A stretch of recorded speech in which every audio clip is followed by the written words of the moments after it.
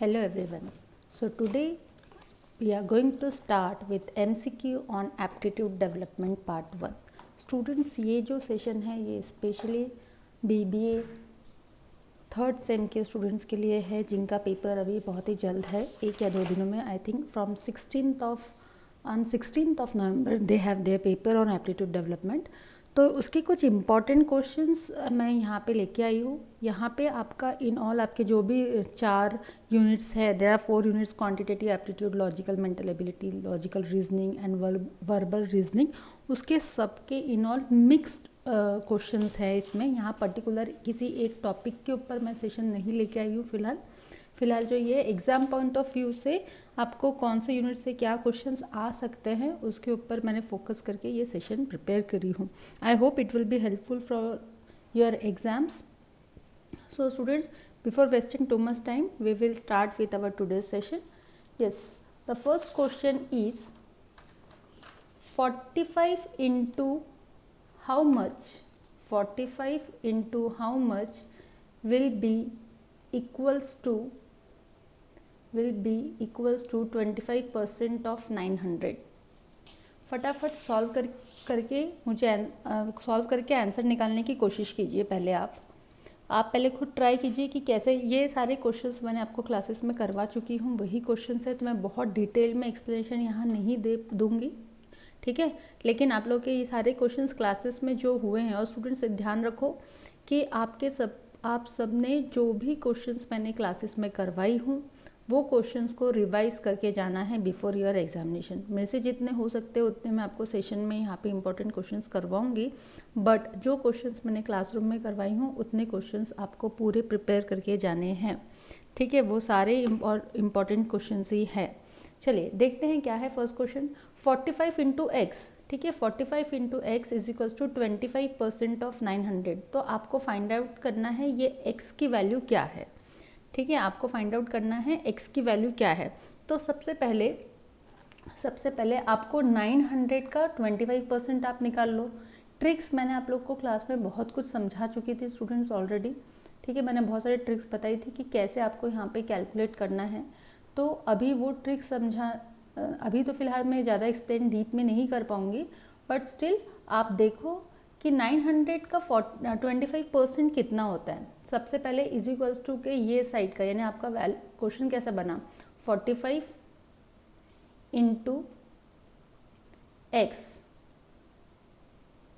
Is equals to 25% of 900, जो कि आप कैलकुलेट करोगे तो वो आएगा आपका 225, ठीक है. जब आप कैलकुलेट करोगे तो आप देखोगे 225. तो x की वैल्यू कितनी है, तो therefore x is equals to क्या करोगे, 45 यहाँ पे मल्टीप्लिकेशन में है स्टूडेंट्स, तो यहाँ जाके क्या हो जाएगा वो डिवीजन. तो 225 डिवाइडेड बाय 45, 225 डिवाइडेड बाय 45 करोगे तो you will get your answer which will come 5. 225 को जब आप 45 से डिवाइड करोगे तो आपका आंसर आएगा 5. तो इस तरह से आप यहाँ पे वैल्यू निकाल लोगे.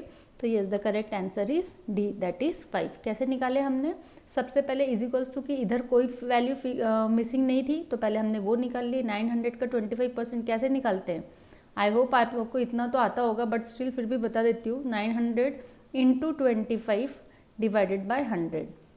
900 इंटू 25 डिवाइडेड बाय 100 करोगे तो यू विल गेट 225. अब 45 into x, 45 into x is equals to 225. Therefore x is equals to, ये सब मैथ्स आपने आपके स्कूल के टाइम पे किए होंगे स्टूडेंट्स. ये आपका टॉपिक कौन से टॉपिक का क्वेश्चन है, परसेंटेज टॉपिक का, ठीक है. तो 225 डिवाइडेड बाय 45 किए तो your answer is 5. I hope आपको क्लियर होगा. चलिए देखते हैं next question. Yes, next question is 16% of 2100. Simple है 2100 का परसेंटेज निकालना. तो आई होप स्टूडेंट्स आप लोग को आता ही होगा, है ना. जब आपके रिजल्ट आते होंगे, मार्क्स आते होंगे, तो परसेंटेज तो आप लोग कैलकुलेट करते होंगे ना, डायरेक्ट तो रिजल्ट में नहीं दिया होता है हमारे. तो 2100 का 16% यानी simply 2100 into 16 divided by 100. 2100 into 16 divided by आप 100 करोगे तो you will get your answer. तो करेक्ट 21 इंटू 16 कर दोगे तो you will get your answer. तो ये आएगा आपका बी, दैट इज़ 336। देखो आपका आंसर आ जाएगा बी। अब देखो स्टूडेंट्स, मैंने पूरा 16 को 21 से मल्टीप्लाई नहीं की, बट मुझे कैसे पता चल गया कि आंसर 336 है? कि सिंपल है कि 16 इंटू 1 करोगे, ये ट्रिक है, ये ध्यान रखना, जिससे आपके कम टाइम पे आंसर प्रॉपर निकल जाता है। जब 16 को आप 1 से मल्टीप्लाई करोगे तो 16 1 16, यानी जो लास्ट डिजिट यहाँ पे आएगा वो क्या रहने वाला है? 6। तो अब यहाँ पे जब आप चारों ऑप्शंस देखोगे तो सिर्फ एक ही ऑप्शन है जिसमें कि लास्ट वाला जो फिगर है, लास्ट वाला जो डिजिट है वो 6 है, और वो क्या है? 336। इसीलिए मैंने उस बेसिस पे आपको बता दी थी कि इसका करेक्ट आंसर बी है। ठीक है, और जब आप मल्टीप्लाई करके देखोगे तो आपका आंसर बराबर 336 ही आने वाला है। ठीक है, समझ में आया है? अगर स्टूडेंट्स आप लोग को डाउट है, ये लाइव सेशन नहीं है, I know, but still if you have any type of doubt आप मुझे कमेंट करो, आपके एग्जाम के पहले मैं आपको ज़रूर रिप्लाई करूँगी उसका। ठीक है, नेक्स्ट क्वेश्चन देखते हैं, क्वेश्चन नंबर 3।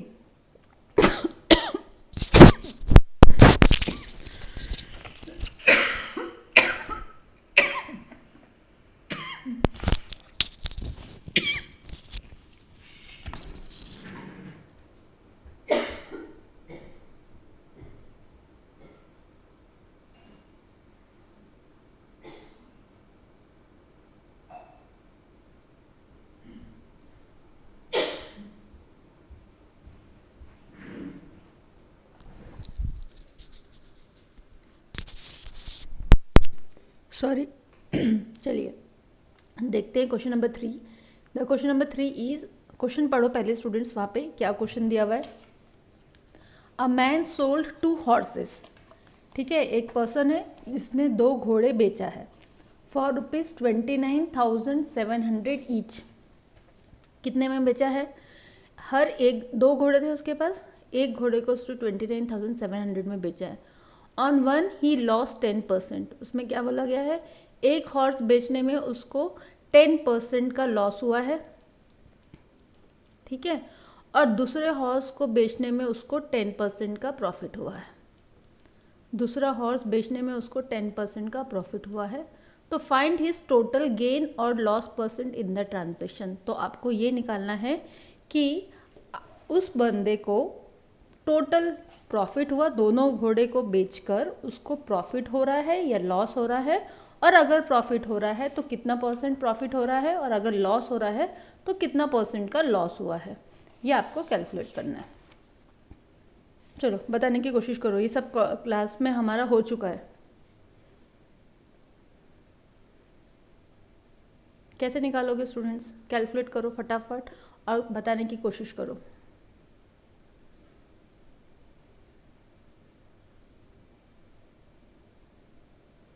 देखो मैं आप लोग को एक्सप्लेन करती हूँ, 1 मिनट। यहाँ पे पहले जगह बना लेते हैं हम लोग।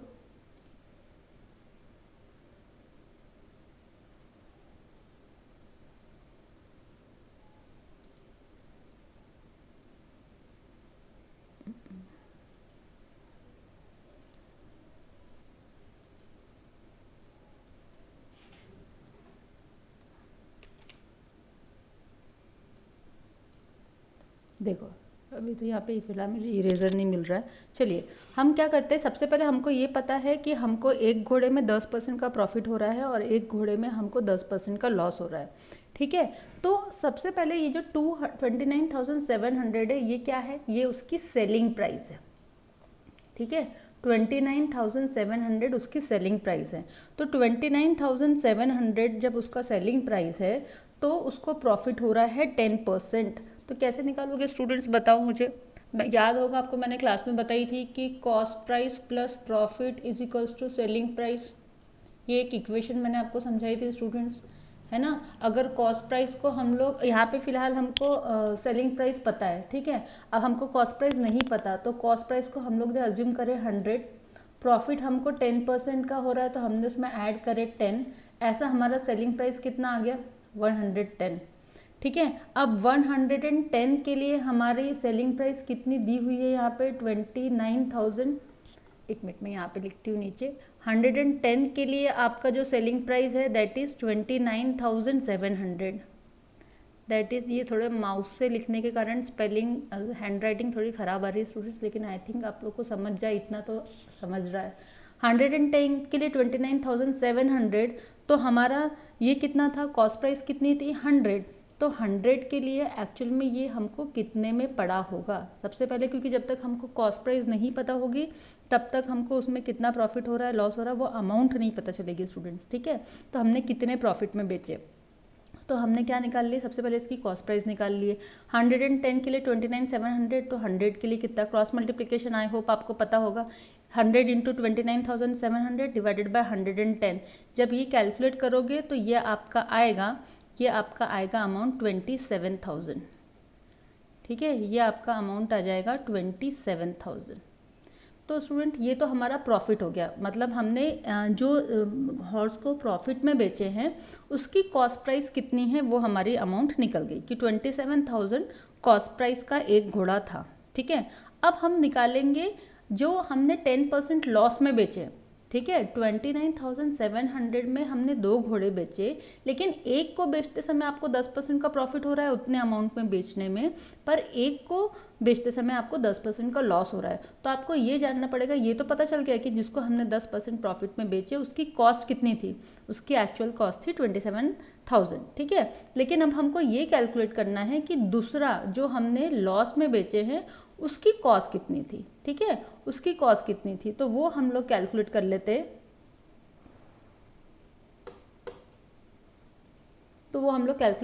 अब अगेन उसके लिए भी वही आपको यही इक्वेशन बनाना पड़ेगा। मैं ये साइड में बना देती हूँ उसका कि इसकी भी हमको कॉस्ट पता नहीं है, इसीलिए हमने इसकी कॉस्ट अज्यूम कर लिया 100। अब यहाँ पे प्रॉफिट नहीं हो रहा है, यहाँ पे हमको हो रहा है लॉस, ठीक है। प्रॉफिट प्लस होता है, लॉस माइनस होता है, तो लॉस हमको हो रहा था 10% का, इसलिए हमने 100 में से 10 को करोगे आप माइनस, तो आपका सेलिंग प्राइस आएगा 90, सेलिंग प्राइस आ जाएगा 90, ठीक है। 90 के लिए आपकी सेलिंग प्राइस दी है 29,700, 90 के लिए दी है 29,700, तो 100 के लिए कितनी, अगेन यहाँ पे क्रॉस मल्टीप्लिकेशन होगा, कैसा होगा, 29,700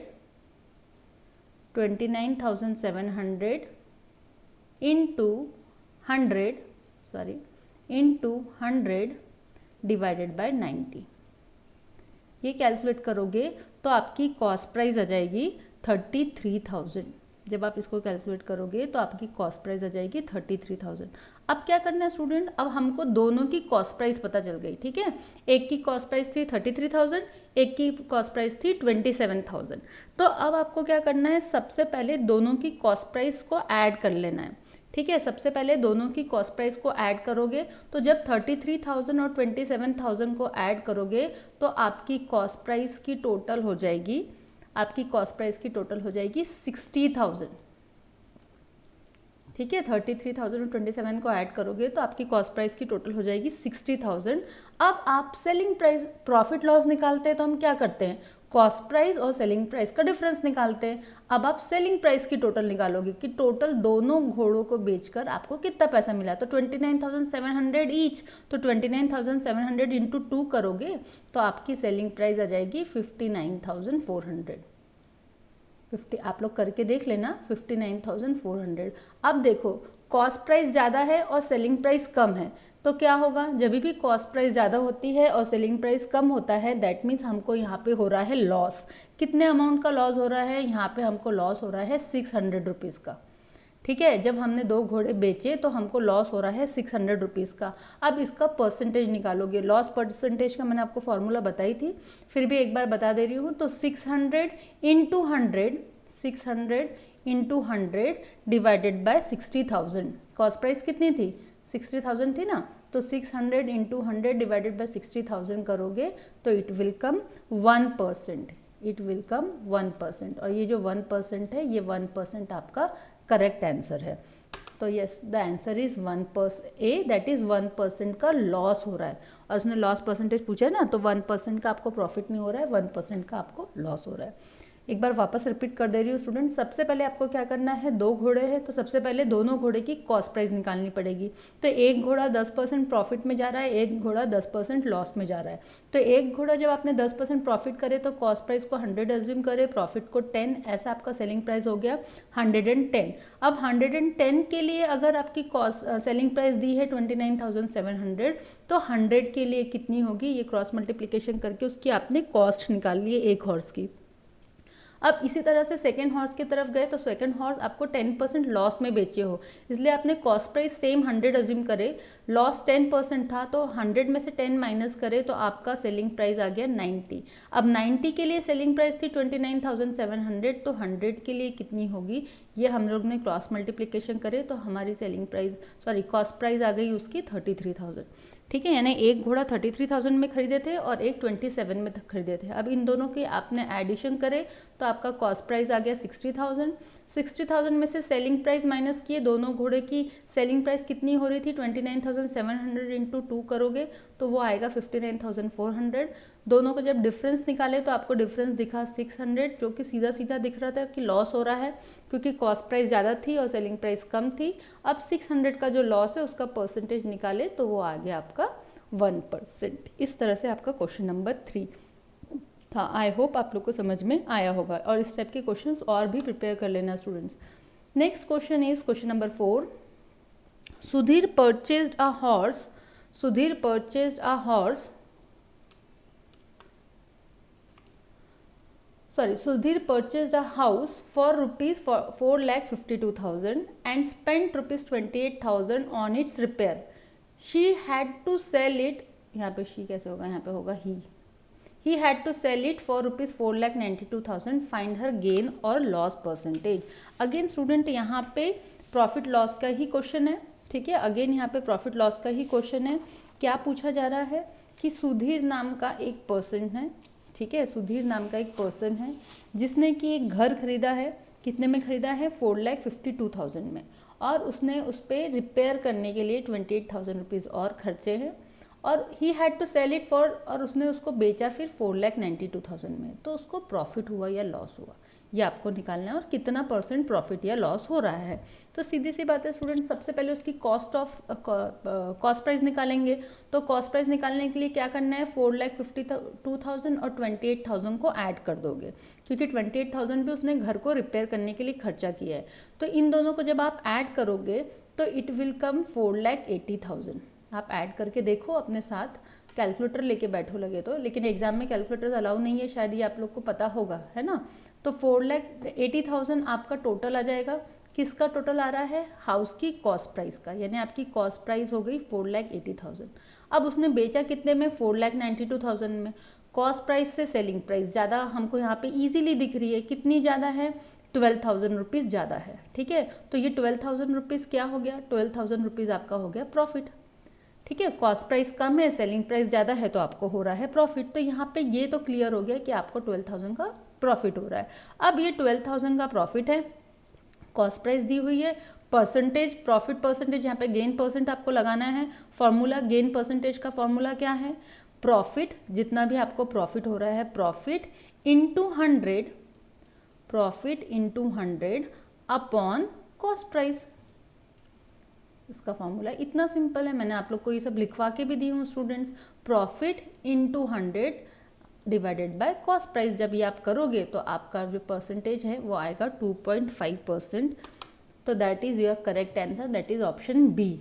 ठीक है स्टूडेंट, इतना सिंपल है। इसके लिए बहुत आपको वहाँ पे सॉल्व, ऑब्जेक्टिव पेपर है, MCQ पेपर है, तो आपको वहाँ पे बहुत सारा सॉल्व करके देखने की ज़रूरत नहीं है। सिर्फ रफ में आप क्या करोगे, कॉस्ट प्राइस ऐड करें 4,52,000 प्लस 28, ये सीधा सीधा दिख रहा है कि cost price is less than selling price, difference निकाले 12,000, फॉर्मूला लगाए और आंसर निकाले।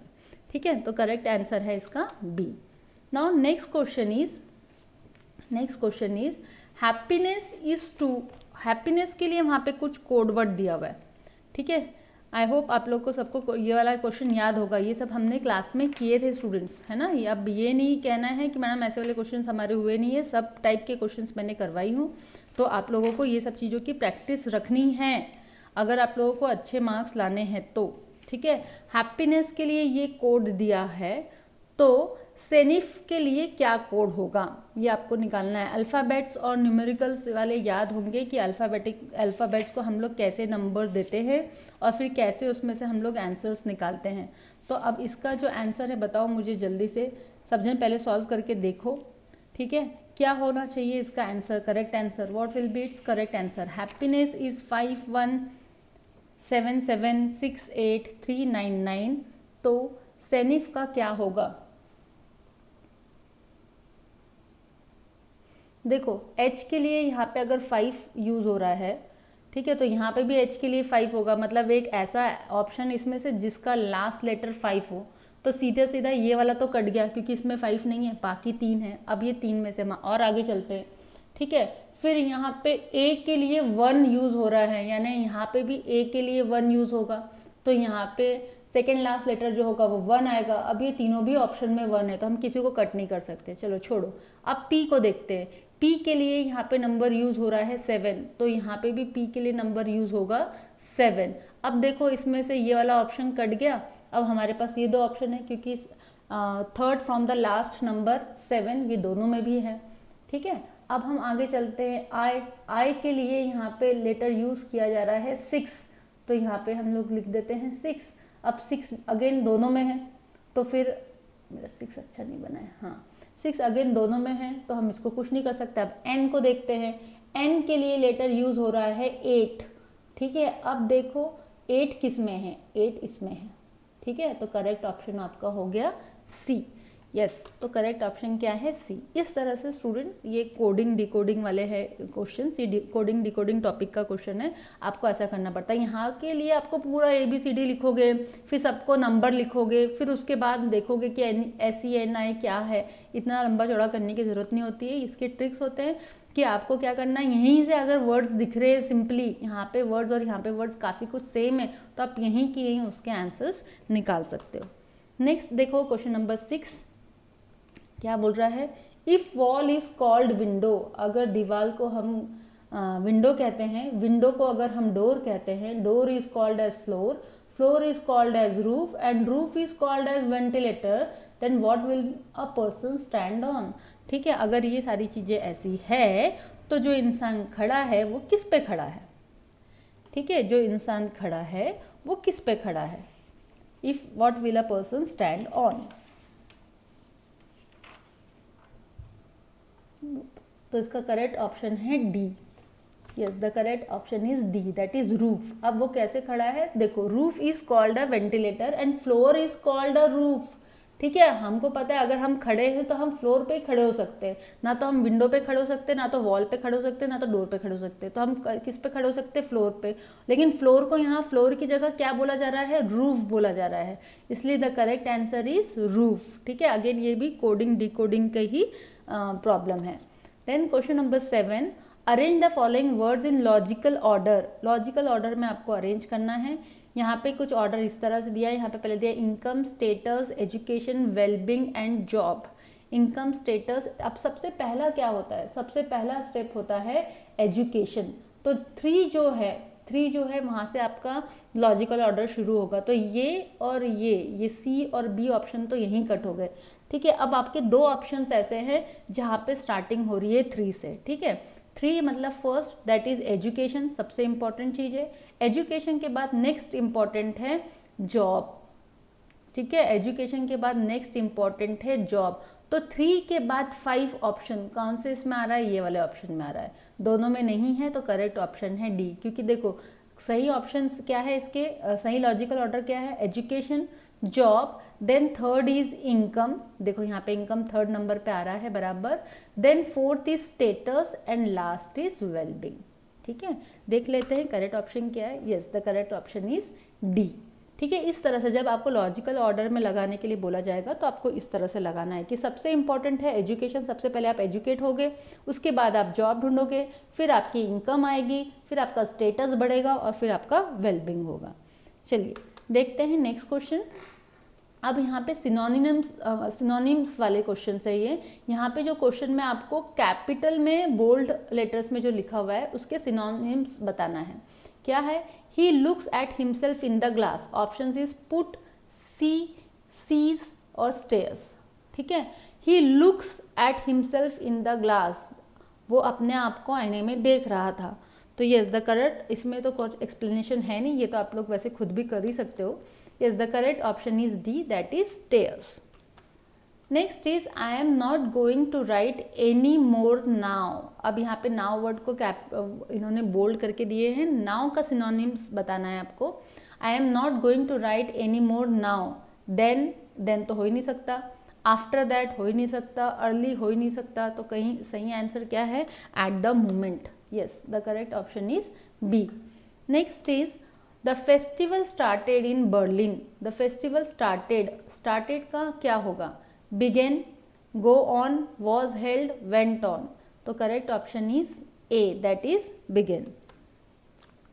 यस नेक्स्ट क्वेश्चन इज, अब यहाँ पे आपको एंटोनिम्स बताना है, ठीक है। तो इस सर्विसेज इंक्लूडेड का अपोजिट सोच लोगे, दैट इज एक्सक्लूडेड। तो yes the correct answer is D, excluded, ठीक है। एंटोनिम्स लेने क्या, जस्ट जो वर्ड है उसका आपको अपोजिट देखना है, इंक्लूडेड का अपोजिट होता है एक्सक्लूडेड, तो correct option is excluded. Next is they accepted the invitation. Accepted का अपोजिट क्या होगा, इन्वाइटेड होगा नहीं, एडमिटेड होगा नहीं, अक्यूज होगा नहीं, क्या होगा, रिफ्यूज। एक्सेप्टेड का अपोजिट है रिफ्यूज, तो yes the correct option is C. Next is a newspaper always. Newspaper में हमेशा क्या होता है, एडवर्टीजमेंट, एडिटर, पेपर या न्यूज़। तो करेक्ट ऑप्शन इज न्यूज़, ठीक है। तो सही आंसर है सी।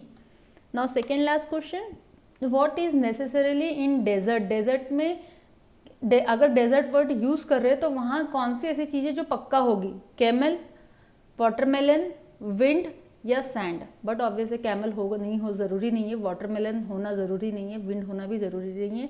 डेजर्ट तभी डेजर्ट कहलाता है जब वहाँ पे सैंड हो, ठीक है। तो the correct option is C. इस तरह से लॉजिक लगाना है स्टूडेंट्स आपको, ये सब लॉजिकल रीजनिंग के क्वेश्चंस है।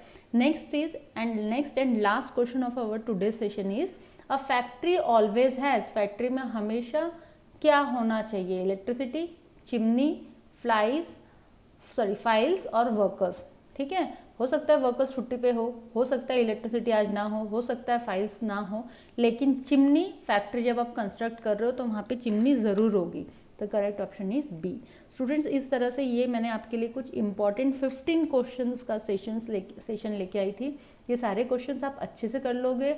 इसके अलावा भी जितने क्वेश्चंस मैंने आपको क्लास में करवाई हूँ वो सारे क्वेश्चंस आप अच्छे से करो कंप्लीट, ठीक है। और अगर किसी प्रकार का कोई डाउट आता है तो आप मुझे कमेंट करके बोलिए, ताकि मैं आप लोग के डाउट्स भी क्लियर कर सकूँ।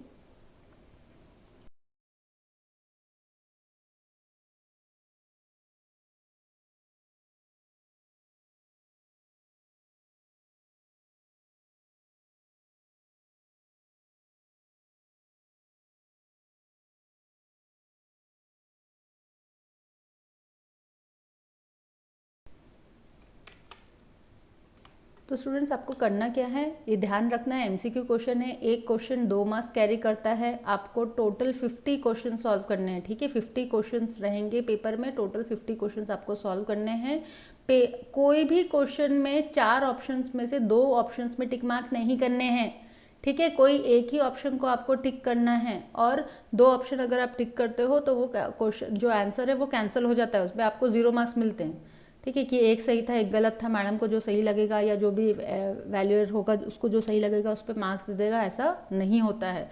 तो ध्यान रखना, कभी भी किसी भी इसके लिए आप एमसीक्यू पेपर दे रहे हो तो एक ही ऑप्शन को टिक करना है, और ये जितने क्वेश्चंस मैंने दिए उनको अच्छे से कर लो, इन सब से गो थ्रू कर लो। और इसके अलावा जो क्वेश्चंस हमने क्लासेस में भी किए हैं, सिर्फ उतना पूरी बुक करने की भी ज़रूरत नहीं है, जितने क्लासेस में हमने क्वेश्चंस करे हैं उसमें मैंने सब टाइप कवर की हूँ स्टूडेंट्स, ठीक है। तो हो सकता है नाम दूसरा हो सकता है फिगर्स अमाउंट्स दूसरी हो, लेकिन क्वेश्चन उस टाइप के आपको एग्जाम में इसी में से आएंगे, क्योंकि सिलेबस में तो आपका यही सब है, ठीक है। चलिए मिलते हैं नेक्स्ट सेशन में। मैं कोशिश करूँगी कि एग्ज़ाम के पहले आपका और 1-2 सेशन डाल दूँ। अगर आपको आज का सेशन पसंद आया होगा तो do like, share and subscribe, और जितने आपके फ्रेंड्स हैं सबके साथ, ज़्यादा से ज़्यादा लोगों के साथ आप शेयर कीजिए, ताकि सब जन इसका बेनिफिट उठा सके, ठीक है। सबके लिए ये हेल्पफुल हो सके, और मुझे भी मोटिवेशन मिलता है स्टूडेंट्स अगर आप लोगों के ज़्यादा से ज़्यादा लाइक्स आते हैं, ठीक है, अगर आप ये सेशन पसंद करोगे तो मैं कल आपके लिए और 1-2 सेशंस ला दूँगी इंपॉर्टेंट क्वेश्चंस के।